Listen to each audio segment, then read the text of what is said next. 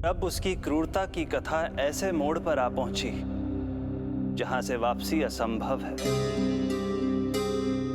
क्योंकि अभी अभी उसने देवकी के छठे पुत्र का वध कर दिया है। हे प्रभु, कितना दुर्दांत है ये कंस। किंतु एक ही जन्म में एक साथ दो माताओं का पुत्र बनने में उसने आपकी सहायता कैसे की प्रभु? उसके भय ने उससे ये कार्य सहज ही करवा दिया देवराज।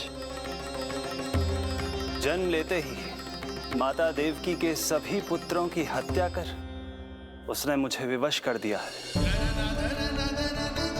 अब जीवित रहने के लिए मेरे अवतार को माता देवकी की कोख से जन्म लेने के तुरंत बाद मैया यशोदा के पास गोकुल जाना ही होगा।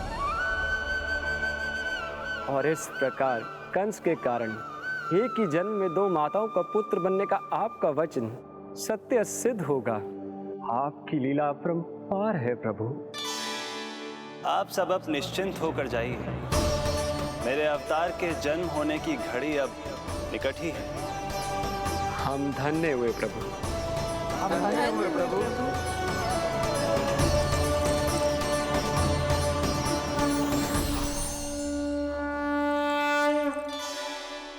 मुझे तो अभी से मैया यशोदा के साथ आपको खेलते हुए देखने की उत्सुकता हो रही है।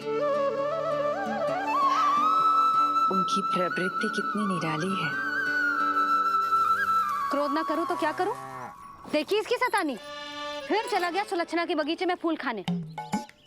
और आपको तो पता है ना सुलक्षणा का, इतनी सी त्रुटि हो जाए पूरे गांव में बखान करने में कोई कमी ना रखती।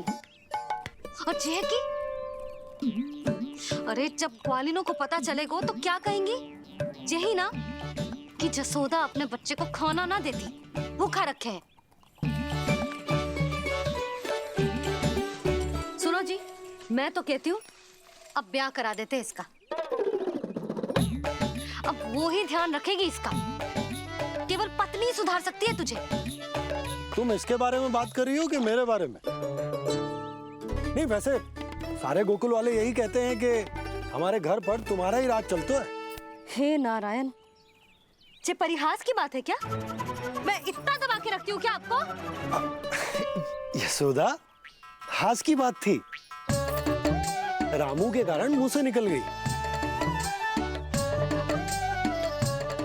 तुझसे तो मैं बात ही ना करूंगी। कर अपने मन की।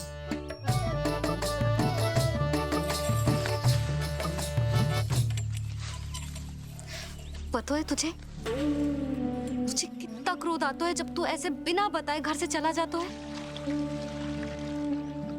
प्रेम है जे मेरा, चिंता है मेरी। तुझे कुछ हो जाए तो अपना लल्ला माना है तुझे।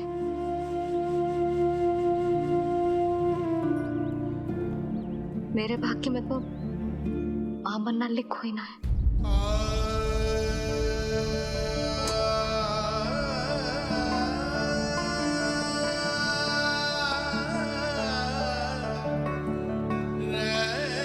यशोदा,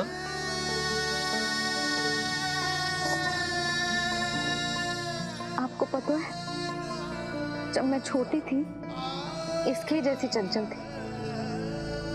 गांव वाले कहते थे एक बार बड़ी हो जाएगी अपने आप ठहराव आ जाएगा। ना आयो। फिर बड़े बूढ़े कहने लगे चिंता की कछु बात ना है, एक बार शादी हो जाएगी सब ठीक हो जाएगा। ना हुआ। फिर सबन ने कही एक बार बालक हो जाने दो, गोद भर जाएगी अपने आप परिपक्व हो जाएगी। पर गोद तो भरी ना मेरी। बालक तो हुआ ही ना। उस पर जब जे भी भाग जाता है तो मुझे रह रह के यही स्मरण होता है कि कमी मुझ में ही है। मैं ही किसी बात का ध्यान न रख पाती। संभव है यही कारण से नारायण ने बालक ना दियो मुझे। यदि देते तो बहुत बुरी मैया बनती मैं। यशोदा, क्या होगा तुम्हें? कहाँ की बात कहाँ लेकर जा रही हो तुम?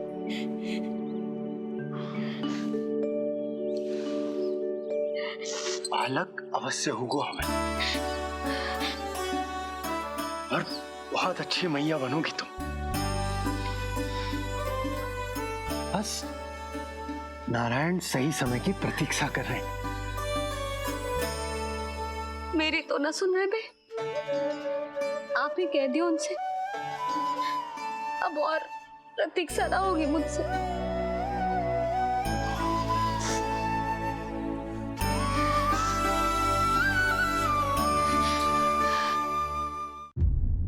प्रतीक्षा तो अब मुझसे भी नहीं हो रही मैया। तो फिर मैया की इच्छा पूरी कीजिए प्रभु।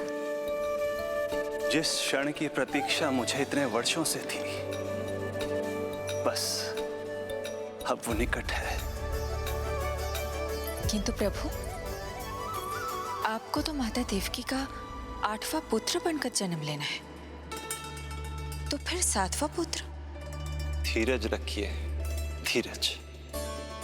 आपको तो ज्ञात ही है, मेरे यहां देर है, अंधेर नहीं। मैं यहाँ तुम दोनों पर आश्रित हूँ यशोदा। भोजन, सुरक्षा, परिवार का अपनापन सब कुछ दिया है तुमने मुझे, किंतु मेरा दुख मुझे एक क्षण भी चैन लेने नहीं देता। मेरे स्वामी और बहन देवकी कितने ही वर्षों से कंस की काल कोठरी में बंदी है।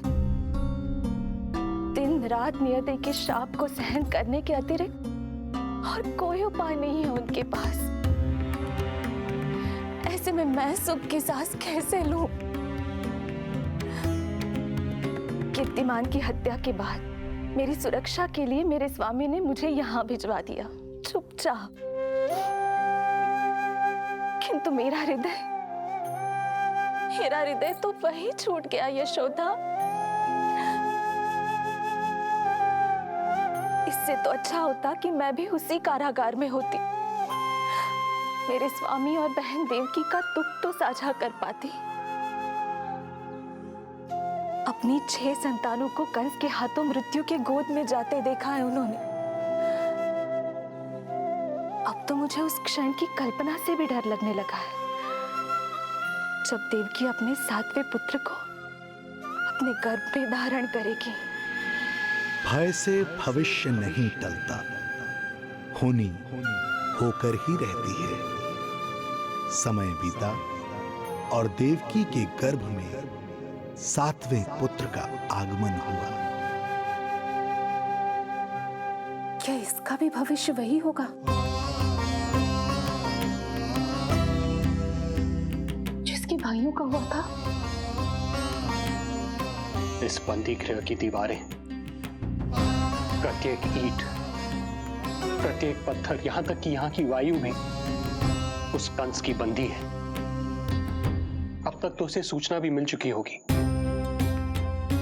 वो निर्दयी, क्रूर प्रतीक्षा कर रहा होगा कि कब तुम्हें प्रसव हो और कब उसकी तलवार